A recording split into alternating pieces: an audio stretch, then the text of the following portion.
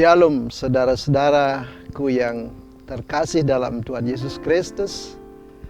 Diberkati senantiasa adalah sebuah renungan yang akan menuntun langkah kehidupan kita dalam menapaki kehidupan kita selama sepekan ini.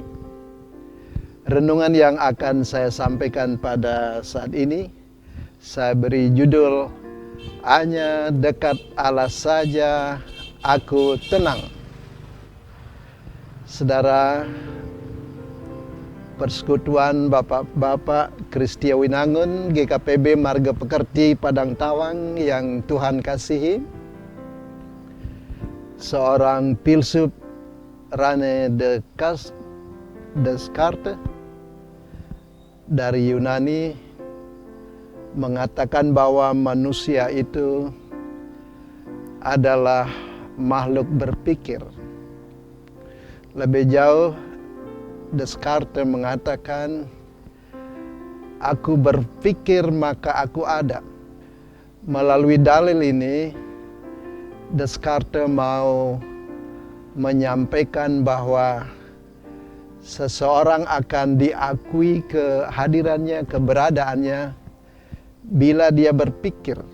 Seseorang yang menggunakan akalnya, pikirannya, dan senantiasa bisa mencetuskan ide-ide akan dipandang sebagai sosok yang diakui keberadaannya. Di Indonesia kita mengenal Bapak Luhut Binsar Panjaitan. Keberadaannya, kehadirannya diakui oleh banyak orang.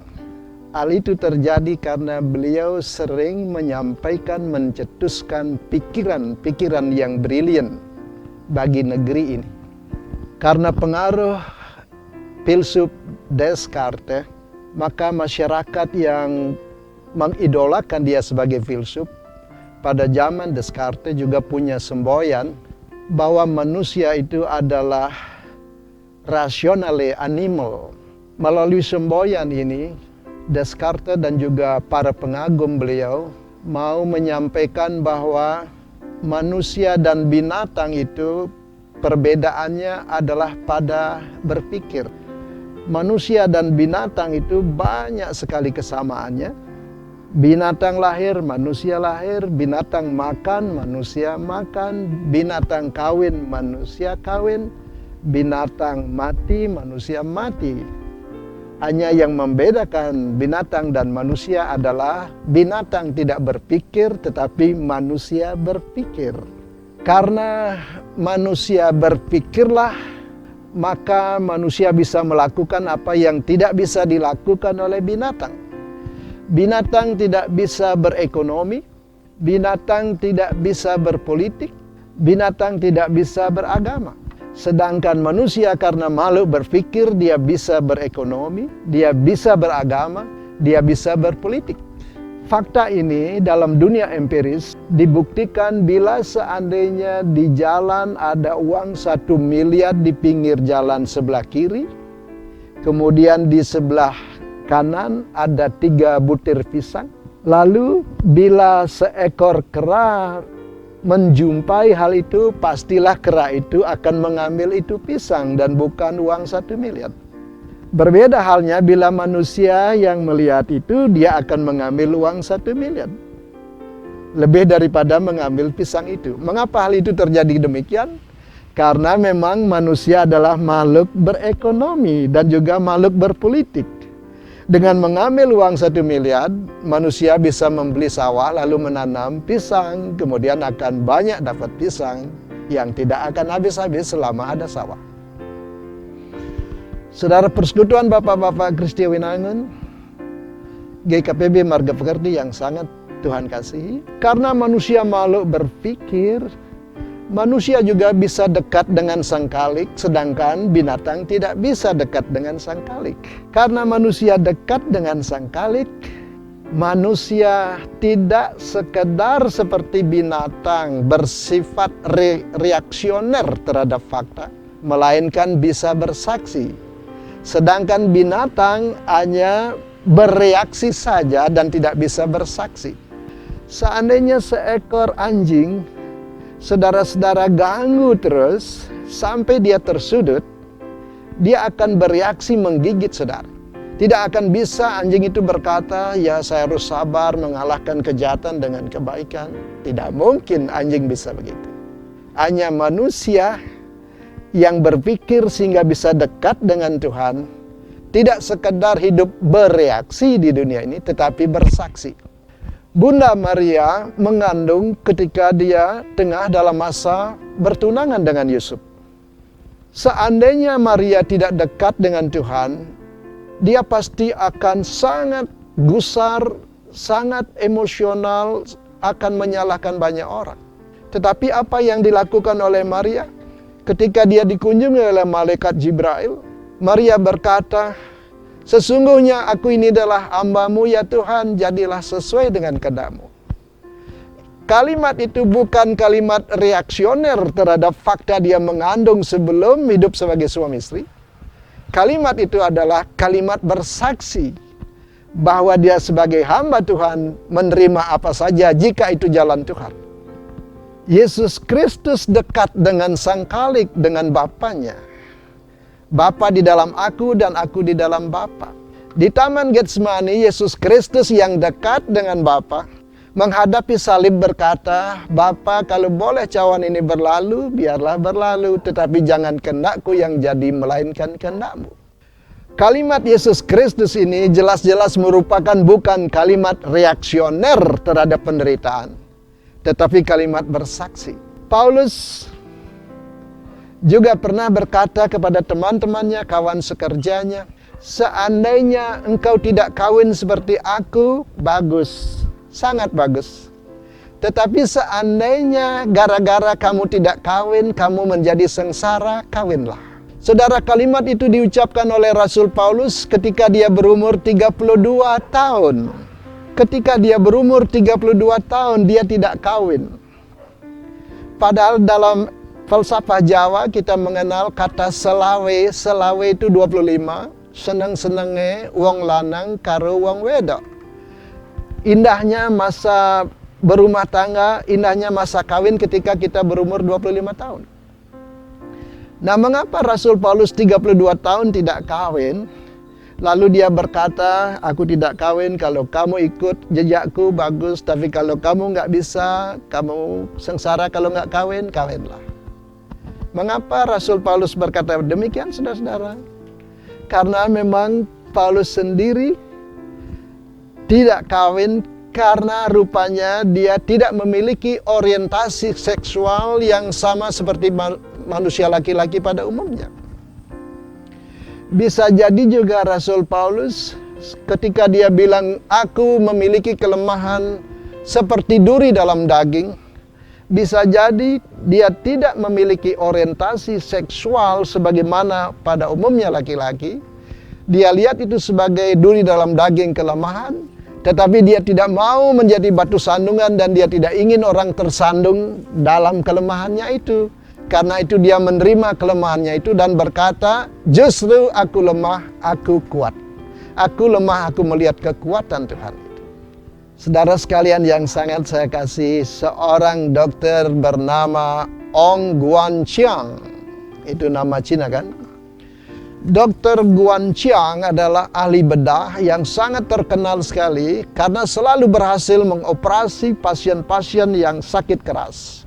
Di samping pandai dalam medical, kesehatan, dia juga adalah dokter yang ramah, dokter yang dermawan, sehingga namanya harum, baik sekali.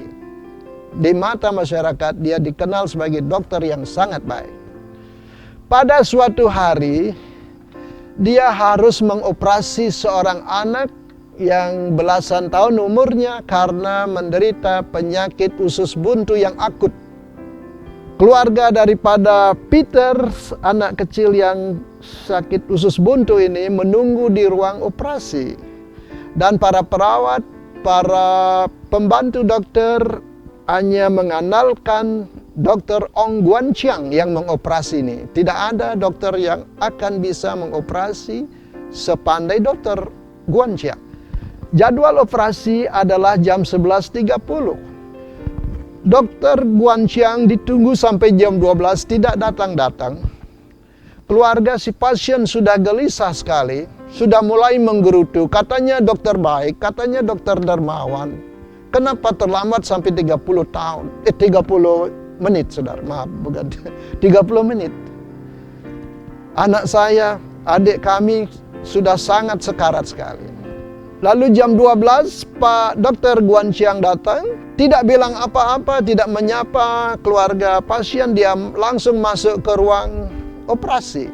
1,5 jam kira-kira di ruang operasi, Pak Dokter Guan Chiang keluar, juga tidak menyalami, tidak say hello kepada keluarga pasien, dia langsung pulang.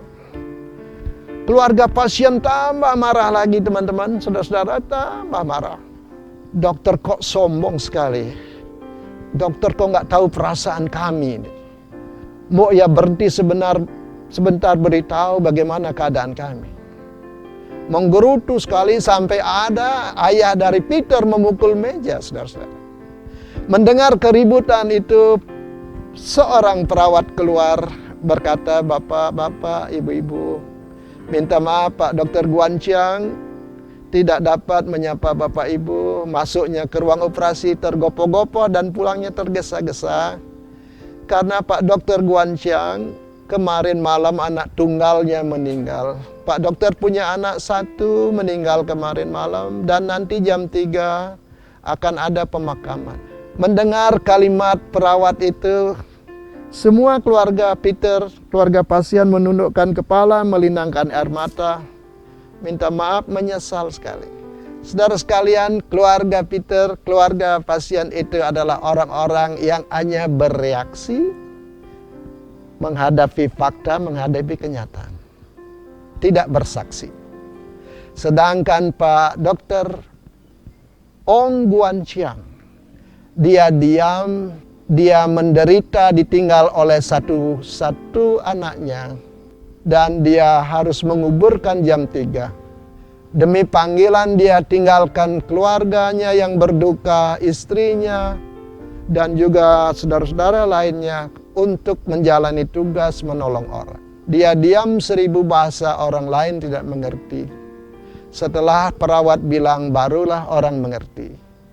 Barulah orang berkata, sungguh Pak Dokter Guan Chiang orang baik. Itu bersaksi. Saudara, kita akan bisa bersaksi dan tidak sekedar bereaksi di dunia ini. Terlebih lagi sebagai persekutuan Bapak-Bapak Kristia Winangun, GKPB Marga Pekerti Padang Tawang. Kita akan bisa bersaksi dan tidak sekedar bereaksi menghadapi segala sesuatu bila kita dekat dengan Tuhan. Bila kita dekat dengan Tuhan, kita tenang.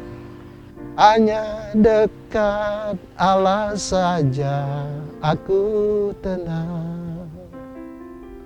Mari kita mendekatkan diri kepada Tuhan, supaya kita tenang dan selalu bisa bersaksi. Tuhan menolong kita. Amin. Mari kita berdoa. Bapa di surga, terima kasih Engkau memberi kami akal dan pikiran, supaya kami survive menjalani kehidupan ini. Engkau tidak memberi kami kuku yang tajam dan juga taring yang tajam seperti Engkau memberikan kepada singa atau harimau. Karena memang Engkau ingin agar kami tidak mentaring sesama, tidak mencekram sesama, tetapi mengolah akal dan pikiran kami, supaya kami bisa berekonomi, bisa beragama, bisa berpolitik yang baik, yang menyaksikan kebesaran Tuhan. Terima kasih sebagai kaum bapa, persekutuan bapak-bapak Kristia Winangun, GKPB Marga Pekerti. Kami punya program diberkati senantiasa. Sebagai jalan kami merenungkan firman-Mu dalam menapaki pekan-pekan yang akan kami lalui, yang akan kami hadapi. Bantulah kami untuk menerapkan pesan yang kami terima hari ini. Mendekatkan diri kepadamu, karena hanya dekat Engkau Tuhan, kami tenang. Dan dalam ketenangan kami akan bisa bersaksi. Terima kasih. Acara ini kami bisa buat di rumah saudara kami Bapak Pasaribu. Kiranya taman dan rumah ini juga boleh menjadi saksi Tuhan. Biarlah tanah dan rumah ini bersaksi. Dan biarlah the person is the message berlaku di atas tanah ini dan di dalam rumah ini. Demikian doa kami dalam nama Yesus Kristus yang selalu bersaksi. Amin.